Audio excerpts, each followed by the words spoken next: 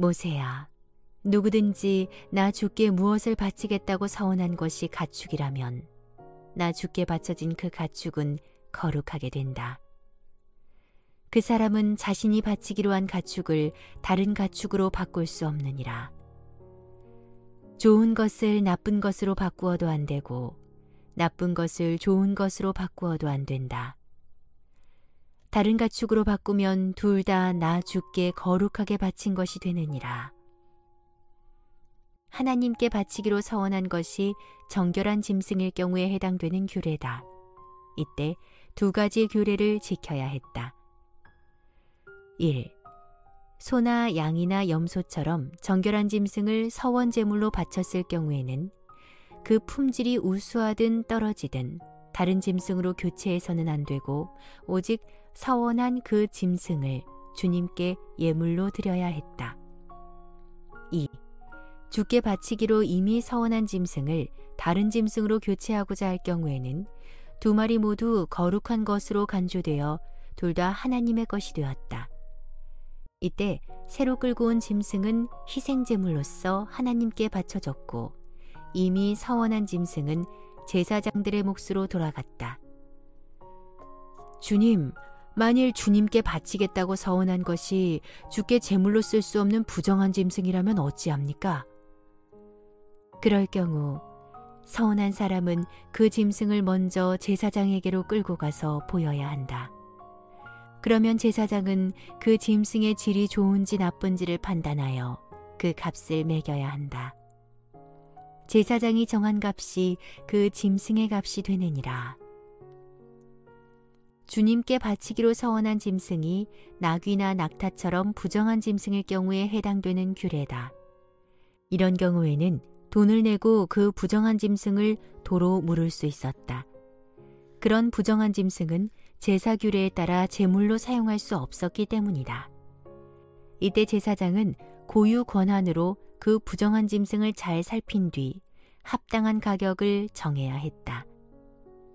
주님, 만일 부정한 짐승을 바친 사람이 그 짐승을 무르고 싶다면 어찌합니까?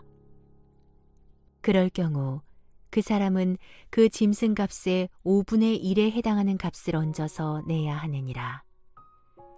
부정한 짐승을 주께 서원 예물로 바친 사람이 그 짐승을 무르고 싶다면 그 부정한 짐승을 바치기로 서원한 사람은 제사장이 산정한 가격의 5분의 1을 배상금조로 얹어서 내야 했다. 이처럼 5분의 1을 덧붙여 내도록 규정한 이유는 하나님께 일단 바쳐진 것을 다시 물음으로써 하나님의 성물이 일부 훼손된 것으로 간주했기 때문이다.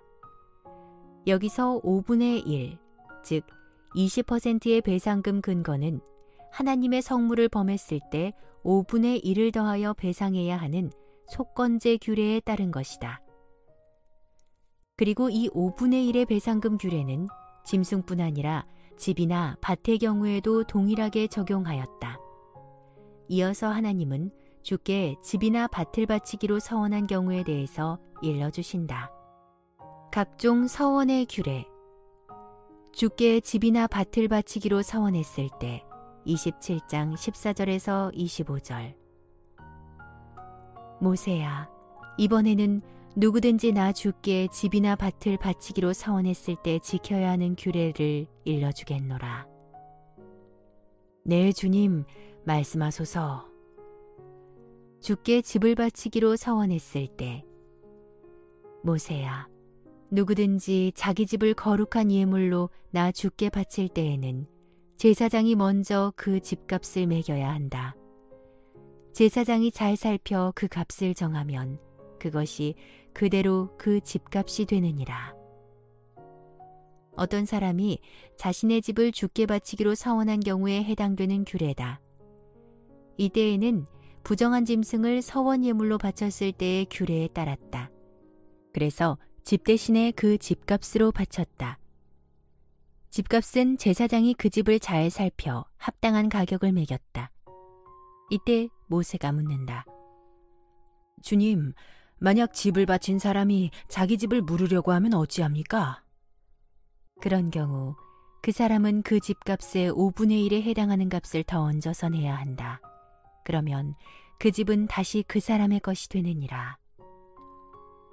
만일 서원한 사람이 그 집을 무르고자 한다면 책정된 집값에다 배상금조로 5분의 1을 더 얹어 지불한 뒤에 물을 수 있었다. 모세는 또 묻는다. 주님, 집을 바치기로 서원한 사람이 제사장이 책정한 그 집값을 지불하지 않으면 어찌 됩니까? 그러면 그 집은 성막의 재산이 된다. 제사장은 그 집을 임의로 처분하여 성전 비용으로 사용할 수 있느니라.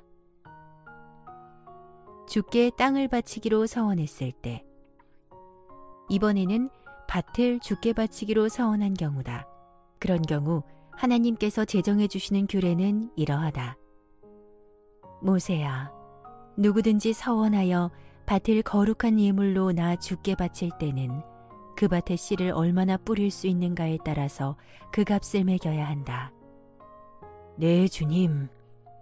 보리 한 호멜의 씨를 뿌릴 수 있는 밭은 그 값이 은 50세겔이니라. 네, 알겠습니다. 밭을 바친 시기가 희년이라면 이처럼 밭값은 은 50세겔로 계산해야 한다. 그러나 희년이 지난 다음에 밭을 바칠 때는 다음 희년까지 남은 횟수에 따라 그 값을 매겨야 한다. 그러면 제사장은 본래 밭값보다 더 적게 값을 매기게 되느니라. 밭을 하나님께 드리기로 서원한 경우에 해당되는 규례다. 이때 서원자는 밭을 직접 들이지 않고 그 밭에서 생산되는 소출량에 해당되는 돈을 희년까지 매년 성소에 바치는 방식으로 자신의 서원을 이행했다. 희년이 되면 서원자는 자신의 서원을 다 이행한 것으로 인정받았으므로 그 땅은 다시금 자신의 온전한 소유가 되었다. 서원물로 바친 밭의 값어치는 그 밭에 뿌릴 수 있는 씨앗의 양에 따라 결정하였다. 기본적으로 보리 한 호멜의 씨를 뿌릴 수 있는 밭은 그 값이 은 50세겔로 규정되었다.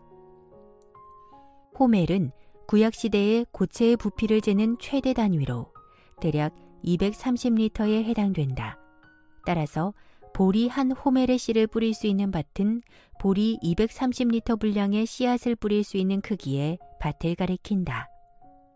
그러니까 그만한 크기의 밭을 바치기로 서원했다면 은 50세겔에 해당되는 돈을 바쳐야 한다는 뜻이다. 당시 은 1세겔은 노동자 4일치의 품삯에 해당되는 값이다. 하지만 이때의 은 50세겔은 그 밭을 희년의 서원물로 바쳤을 때를 기준으로 삼은 것이다. 즉, 은 50세겔은 희년에서 다음 희년까지 50년 동안 한 호멜지기의 밭에서 생산할 수 있는 총 소출량에 해당하는 가격이다. 이스라엘 사회에서는 희년이 되면 모든 땅이 원래의 소유자에게로 환원되었으므로 밭값을 계산할 때도 이렇게 희년을 기준으로 삼았다. 밭값을 계산할 때 희년을 기준으로 삼아야 하는구나. 모세는 마음에 새겼다. 따라서 어떤 사람이 밭을 주께 바치기로 서원했을 때 다가올 희년까지 그 횟수가 많이 남았으면 그 밭값을 높이 책정하였고 그 횟수가 얼마 남지 않았으면 그 밭값을 그만큼 싸게 책정하였다. 하나님은 계속해서 말씀하신다. 모세야, 만일 밭을 바친 사람이 다시 그 밭을 물으려고 한다면 그 밭값의 5분의 1에 해당하는 값을 더 얹어내야 한다. 여기서 5분의 1의 배상금 근거는 하나님의 성물을 범했을 때 5분의 1을 더하여 배상해야 하는 속건제 규례에 따른 것이다. 서원 규례에 있어서 이 5분의 1의 배상금 규례는 가축, 집, 밭의 경우에 모두 동일하게 적용되었다. 모세야, 하지만 밭을 바친 사람이 밭을 다시 무르지 않은 상태에서 그 밭을 다른 사람에게 팔았을 경우에는 본래 주인이 그 밭을 다시 물을 수 없게 된다. 그 밭은 희년이 되어도 본래 주인에게로 돌아가지 않는다. 그것은 주께 바친 거룩한 것이 되어 제사장의 몫으로 돌려야 하느니라.